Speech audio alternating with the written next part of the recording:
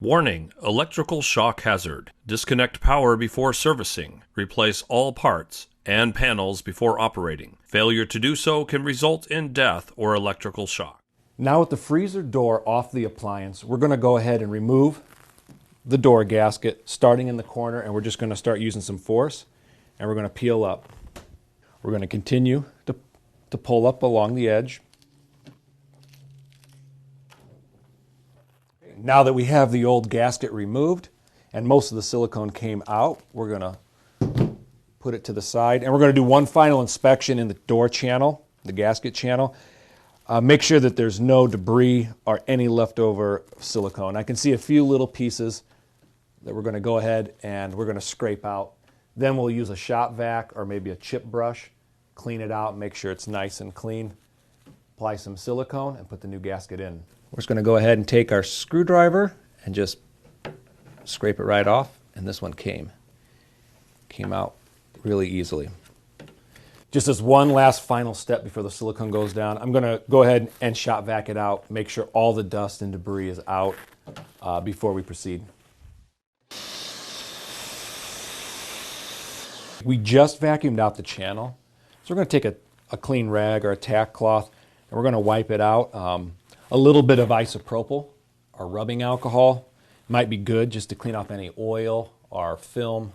Now, if you ended up using rubbing alcohol on your tack cloth, be sure to let it dry completely before you start laying down your silicone bead.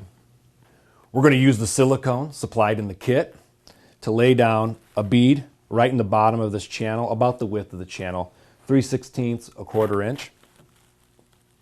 Just start.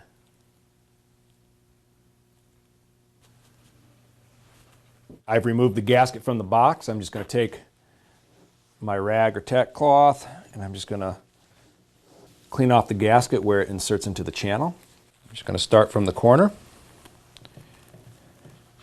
We're going to make sure this flange, this inner flange, isn't getting folded under, that it's sitting right up against the door liner. If the gasket is folded over or folded under and it wants to retain, it has some memory from the way it was packed in the shipping container, you can use a hair dryer or a heat gun set on a very low setting.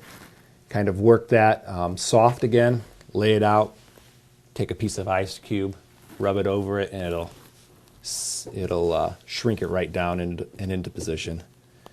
That's looking good. I'm going to go ahead and turn off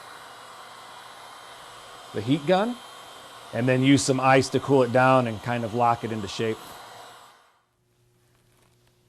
There we go. Wipe up the water. Okay, now that it's dry, before I install it, I'm going to go ahead and make sure it's all the way pushed down and nothing popped out of the channel. We're going to close it and check it for form and fit.